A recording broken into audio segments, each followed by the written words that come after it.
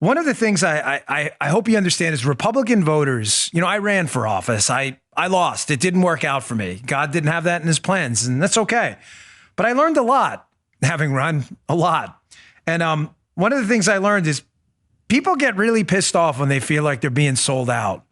And I understand their position here. Their position, a lot of the people who are opposed to your actions on this feel like, so we're doing this because we're afraid of a lawsuit by the NCAA. A lot of those same people feel that this, what they perceive as weakness here, invites more aggressiveness by the lobbies on the left that want to attack us in the culture wars. And Governor, I have to tell you, I love a lot of what you've done in South Dakota. And I don't mean this to be in any kind of an adversarial interview, because I really can't stand unnecessary Republican on Republican political violence. It's terrible. But I have to tell you, I agree with them a bit here. I think this back down, like happened in Indiana with Mike Pence when he was governor and elsewhere, is only going to invite more aggression in the culture wars. Do you not see their position? They feel like they're being sold out here, and they placed a lot of faith in you. I mean, you were at the top of the list, rising stars nationally. This isn't a back down at all. This is smart strategy to win and to defeat the NCAA finally, once and for all. So anybody who would say that, Dan, I got to be candid with you, too. Yeah, if we're having an honest conversation here, then all those people criticizing me, they don't know me at all.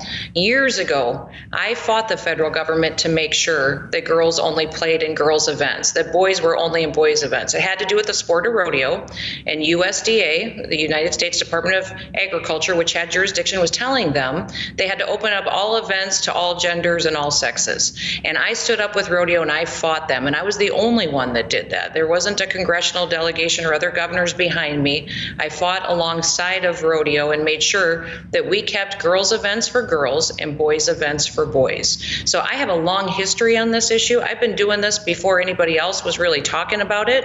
And the last year, while every other governor in this country was making different decisions, I stood strong and was on my own, making sure I didn't shut down my state. I never even defined what an essential business was in the state of South Dakota, because I don't have the authority to tell businesses that they're not essential. I never mandated masks anywhere. I never said anything to my people that overstepped my authority, because I understand that when you do that, when leaders do that, that's really when we break this country. So leadership on this issue, Dan, is not turning the issue over to a liberal court system and letting them decide on the issue.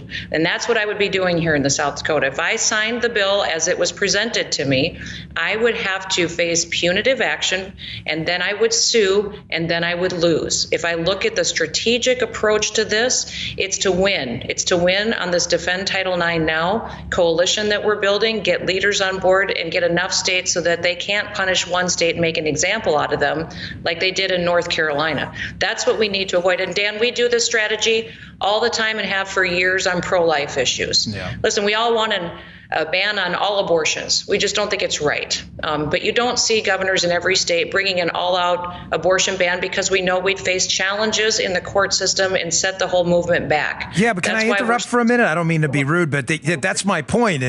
I think a lot of conservatives are tired of that approach. We just don't want to be the managed decliners anymore.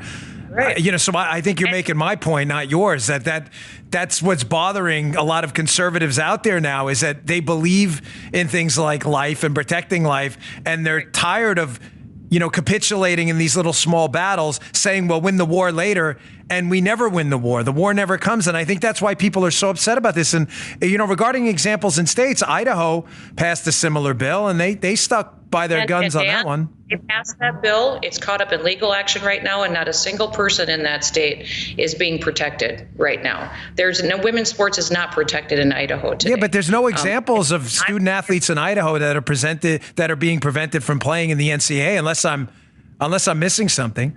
Because the tournaments weren't pulled and they can't prove that there's been punitive action yet. But right, but Governor, this is what's driving me crazy. Like, why are we? Who cares if they pull their? Who cares? Like, at some point, I get it. It's going to be some financial ramifications. It's happening everywhere. I lost a ton of money on Parler. I was canceled, and we fought back. So my point is, like, why not just draw the red line and say, no, we are going to fight the NCAA. Other states have done it. And if it goes to court and we lose, at least we stood on principle. We are fighting the NCAA. We absolutely are doing that. My opportunity is to make the best decisions for this state and to lead that fight and to do it in a smart way that I actually can win. South Dakota is not Texas. It's not Florida. It's not a big state like Arkansas or Alabama or Tennessee. We're little. And the NCAA would love to make an example out of our state and to send a message to every other state. Don't do what South Dakota did, because this will happen to you too. And the harm that they can bring to my students and that they can bring to my families here is very, very far reaching. That's why I'm building a coalition, is because they can't bully 10 states or 12 states. We can all link arms together. And that's why I tell everybody, join the war. The war is on defendtitle9now.com. That's where you, Dan, you could get on there today and join this compact and help us fight. We've got Herschel Walker, Nancy Lopez, Franklin Graham. We've got all kinds of people that are getting on board now by the thousands to help say this is not acceptable what we see happening at the collegiate level, and we need it to stop. And there is no national movement out there. There's no national movement that's coalesced around making sure that we actually go after them and do it in a way that we actually can win. So this is all the same. We're preaching the same sermon. We all agree. You're arguing with me over tactics, and what is driving me a little bit crazy about the issue is that they constantly hold up the Tennessee bill as a wonderful bill. And what I'm asking is for the South Dakota legislature to pass the exact same language. That is the revisions and changes that I've asked them to make. So if that's it, all these conservative groups should be helping me get the legislature to accept these changes so I can sign the bill. I need to sign this bill. I want to sign this bill. I just need a few changes before they do that. And I hope every single conservative organization that really does want to protect girls' sports, really does want to protect girls from having boys play in their events, that they will help me get my legislature to go and make sure that they're signing on to this bill so I can sign it into law, and then we can go to fight and win the war.